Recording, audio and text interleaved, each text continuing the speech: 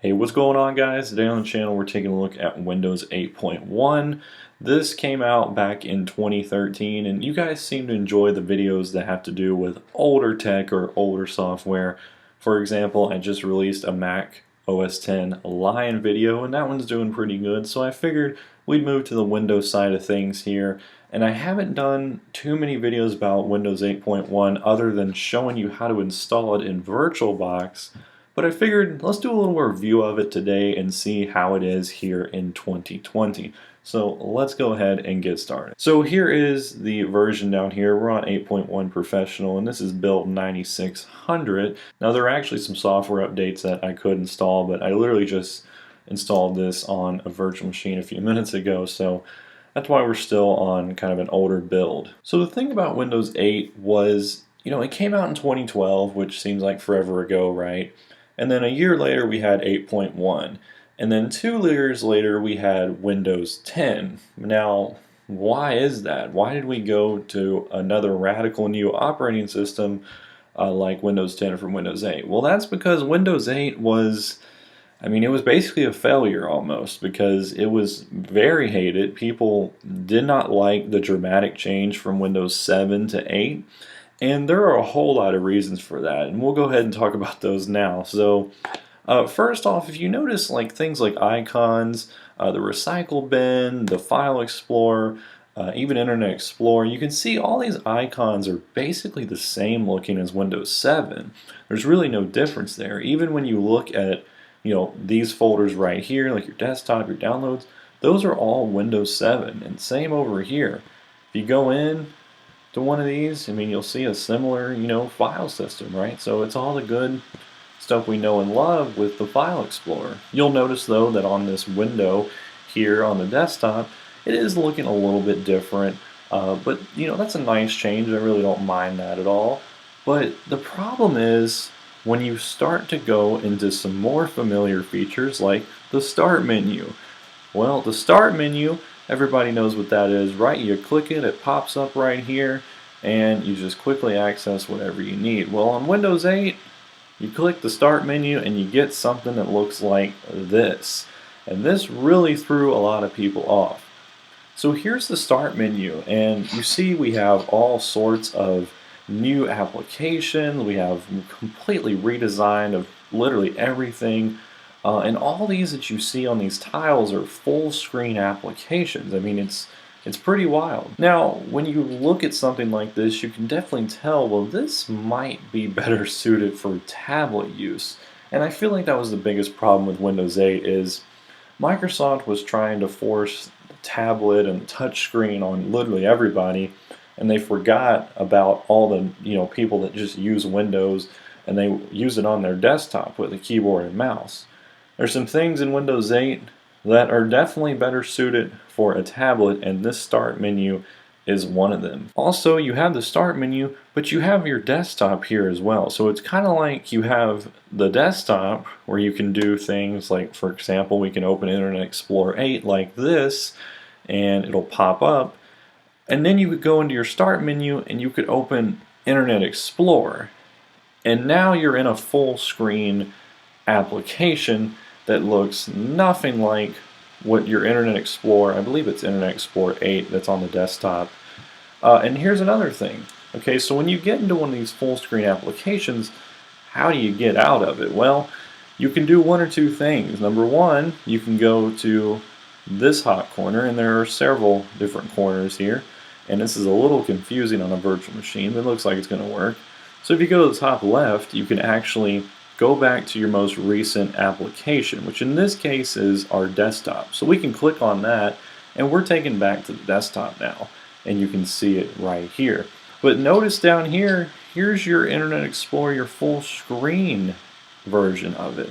So you have two different apps, but that's just kind of confusing. But we can go back up here, and we can click again, and it takes us back. Well, I think it takes us back here. There we go. We're now back to the full screen version, and stuff like that is just, it's not necessary, right? Now if we go down here to the bottom left, we have the Start button, and we click on that, it takes us back to our Start menu here. Now if you move to the other side of your screen with your cursor, you go to the top right corner up here, you'll notice that you'll have some controls pop up here on the right side of your screen. And if you don't interact with them right away, they'll go away. So you can see we have Search, Share, Start, Devices, and Settings.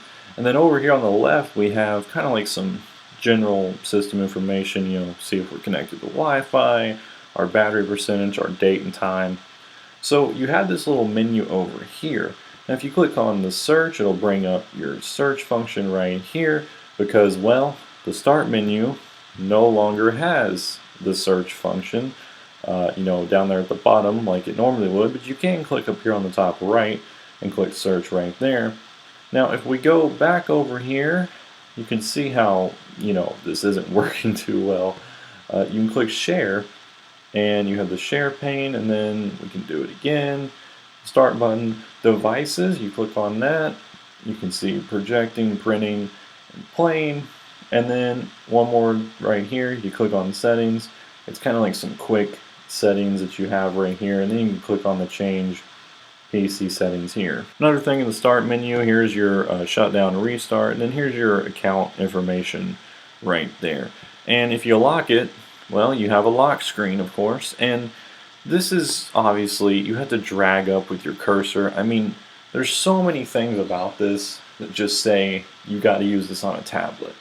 And, it's not too bad on a tablet probably, but with a cursor, yeah, it's not good. One thing I really don't like is when you're in the Start menu, you can't scroll down. You can only scroll side to side. You have to click this arrow to go down here to the rest of your applications. And then when you scroll, it'll take you side to side. There's just a lot of things also that are duplicated. So for example, you have PC settings right here. You click on that, and now you're in your PC settings. So this is where you can kind of just, choose your accounts, all different stuff, change your wallpaper and everything like that.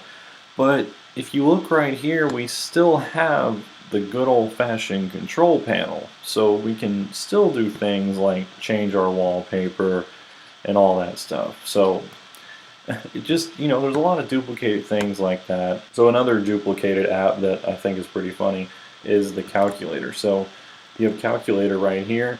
So this is, of course, the normal calculator that we've all used many times, but you can also choose this calculator, which is a full screen version here. So, things like that, it's interesting to me. I mean, Windows 8 was a very interesting release, and Microsoft took a pretty big leap with this one, and, well, the people responded, and, they didn't like it. But when you look at something like a Microsoft Surface, this is pretty fit for it. And they still have, obviously, I forgot what it's called today, but they have a version that runs just on tablets, which is kind of like a mix of this, but it's a little bit better. But anyways, that's pretty much the gist of Windows 8, right? I mean, you can see, there's your task manager. And another cool thing is with Internet Explorer, if you look right here on your home page, you now have an option to switch to the new Microsoft Edge. So this was actually a few days ago, or maybe it was a few weeks ago, but they have now pushed out the new Edge, which is based on Chromium, to Windows 8 users. So if you're still rocking the Windows 8.1, you can get the new Edge, which I highly recommend that you get.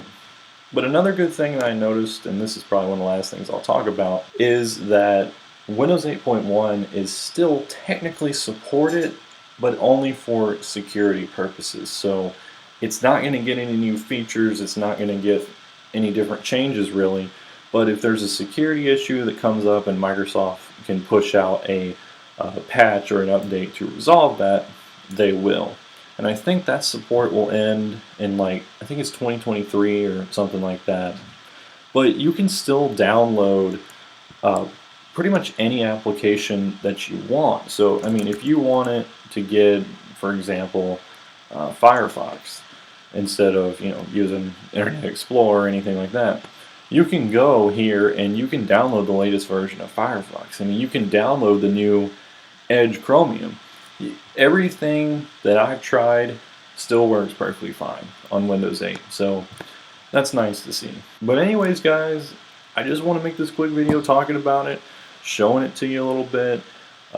You know, it's quite different. It's definitely an interesting release of Windows, but in a weird way, I mean, I kind of like it. I mean, it's not the worst thing ever. Yeah, it did take a lot of getting used to, but you know, it was a good attempt at a tablet experience for Windows. Just did not sit right with everybody. So that's why we saw Windows 10 get released so quickly. But anyways, that's all I got for you guys today. Thank you all for watching as always. If you have any suggestions for videos, or if you want to see more Windows 8 stuff, or you know, whatever, just leave it in the comments down below and I will probably try to do it for you.